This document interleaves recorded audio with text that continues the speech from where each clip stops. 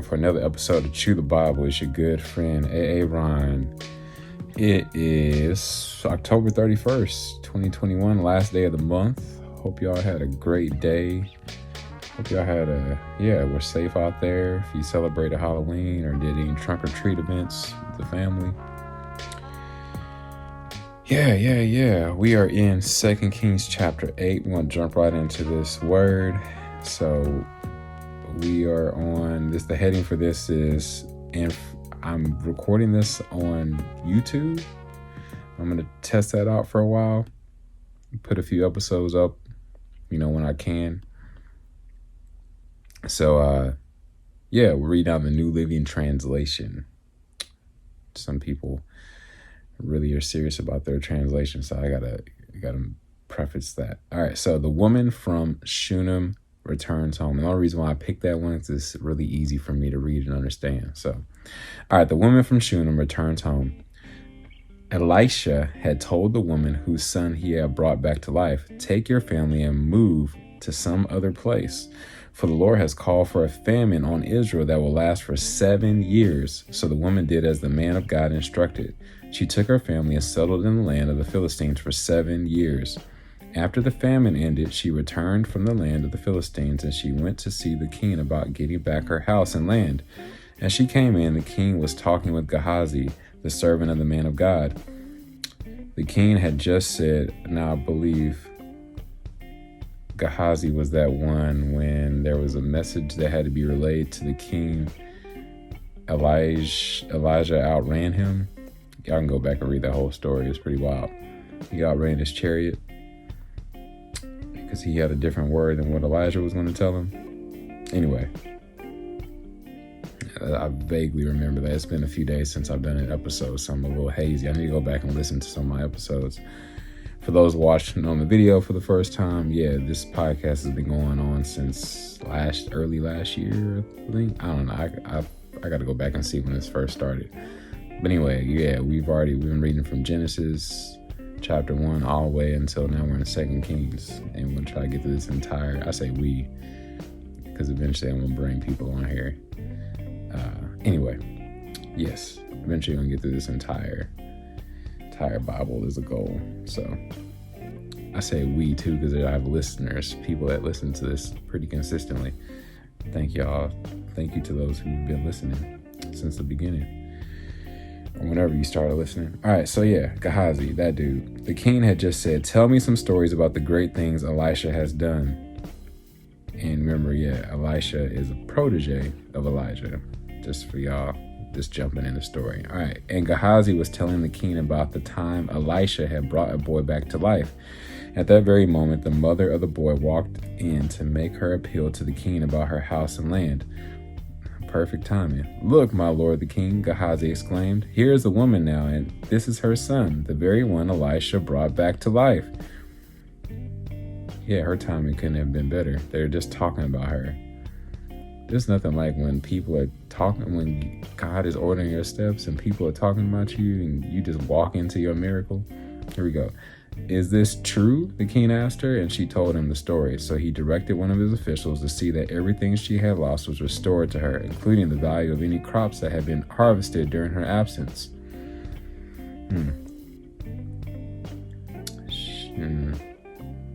Wow.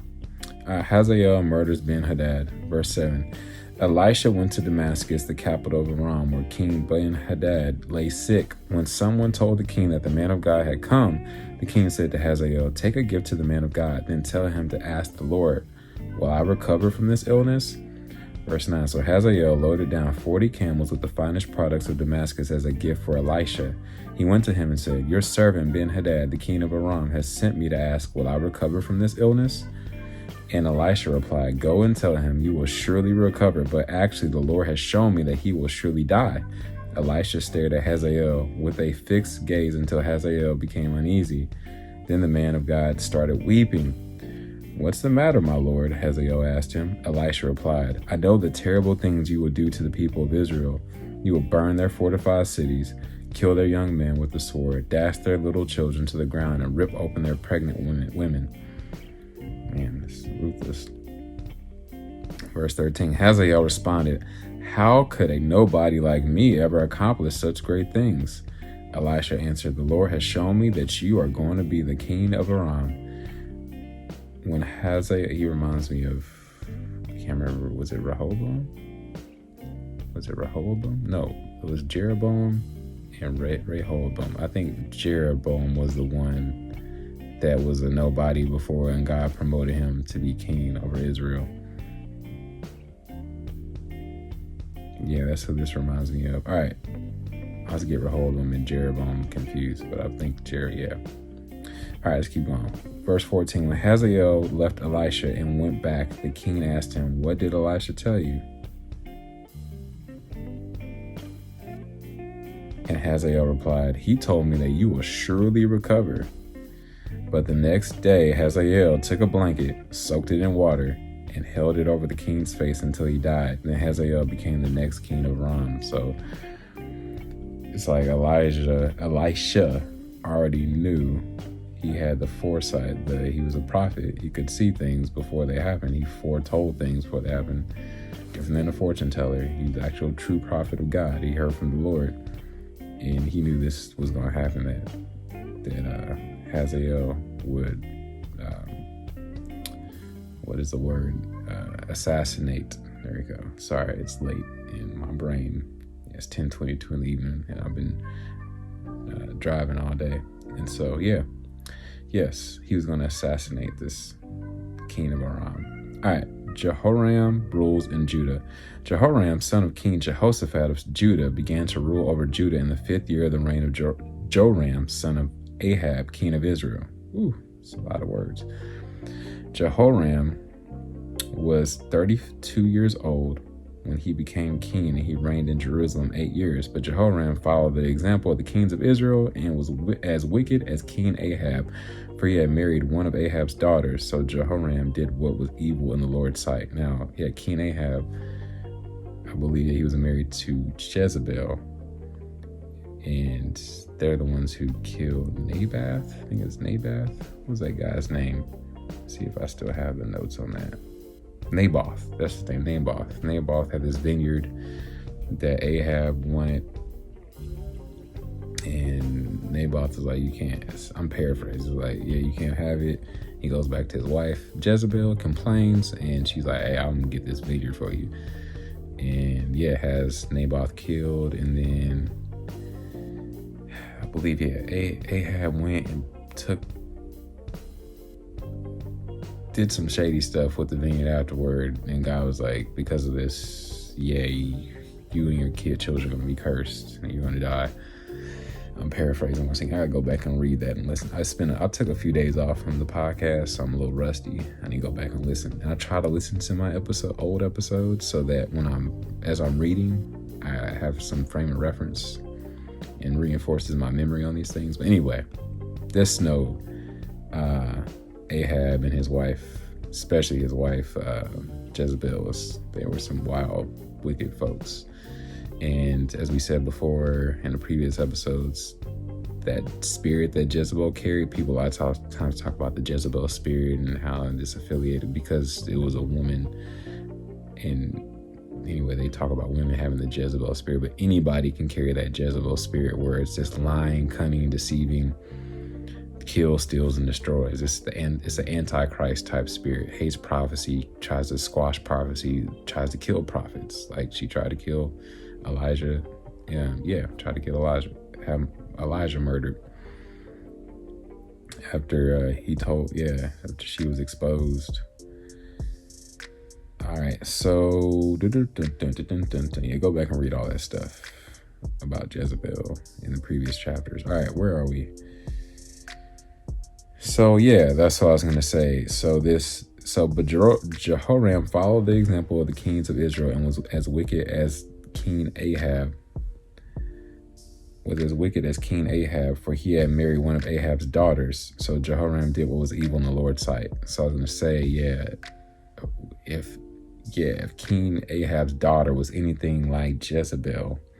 Now that's the other thing too. They don't say if, like, when it says one of his daughters, he could have this could have been a daughter he had through another wife or a concubine. It doesn't say specifically if she was a daughter of Jezebel. So anyway, but I'm sure she was influenced being under the household. So let's keep going. Verse 19, but the Lord did not want to destroy Judah, for he had promised his servant David that his descendants would continue to rule, shining like a lamp forever. During Jehoram's reign, the Edomites revolted, or I like to call them the Reds, the children of the great grandchildren of descendants of Esau.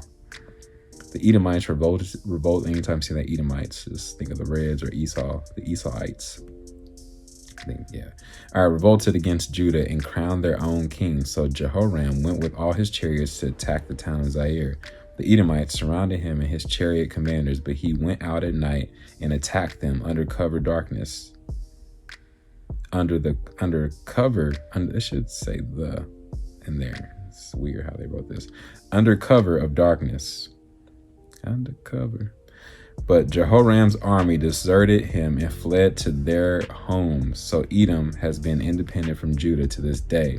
The town of Libnah also revolted about that same time. The rest of the events in Jehoram's reign and everything he did are recorded in the book of the history of the kings of Judah. When Jehoram died, he was buried with his ancestors in the city of David. Then his son Ahaziah became the next king. Ahaziah rules in Judah. Verse 25, Ahaziah, son of Jehoram, began to rule over Judah in the 12th year of the reign of Joram, son of Ahab, king of Israel. Ahaziah was 22 years old when he became king, and he reigned in Jerusalem 1 year. His mother was Athaliah, a granddaughter of King Omri of Israel. Ahaziah followed the evil example of King Ahab's family. He did what was evil in the Lord's sight, just as Ahab's family had done, for he was related by marriage to the family of Ahab. This is a perfect example of generational sin, generational curses. I believe there's a scripture that talks about how the sins of the father revisit the children to the third and fourth generation. And I guess there's hope for the fifth one. Anyway, it just keeps going and going and going a lot of times unless somebody stands up and breaks it. Whatever that sin pattern is, whether it's all the men in a family or women in the family, we'll just say men, went to prison. Your great granddaddy went to prison. Your grandpa went to prison. Your daddy went to prison. Like, it just kept happening. Always like a generational curse. Or they divorce or dealt with lust or dealt with abuse. Anyway, as we see, this is stuff that nothing's new under the sun. It's been going on since the beginning of the time. Ahaziah joined Joram, son of Ahab, in his war against King Hazael of Aram at Ramoth Gilead. When the Arameans wounded King Joram in the battle, he returned to Jezreel to recover from the wounds he had received at Ramoth. Because Joram was wounded, King Ahaziah of Judah went to Jezreel to visit him. All right, we're left with a cliffhanger. Nice little cliffhanger. I was going to do 2 episodes tonight, but I was like, since I'm going to load this video too, I'm trying to. I think we're in this 10:29. Yeah, I'm just going to stop at 1. Let me see here. How long is chapter 9? Oh yeah, chapter 9 is long. We'll try to knock this out tomorrow, maybe in the morning. We'll see. Might record that one in my car. So anyway, y'all have a wonderful night. Enjoy, God willing. Enjoy the first of the month. I hope y'all have set some goals for the rest of the year. It's almost over. Stay positive. Have hope. Have faith, and trust that God will see you through to the end. Keep running the race and persevere. He's got you. In Jesus' name, amen. Be blessed.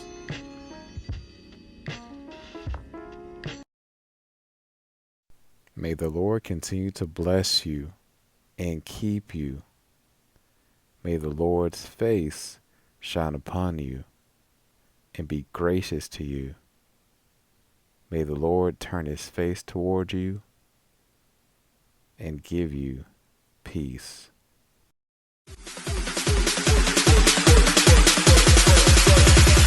Your money on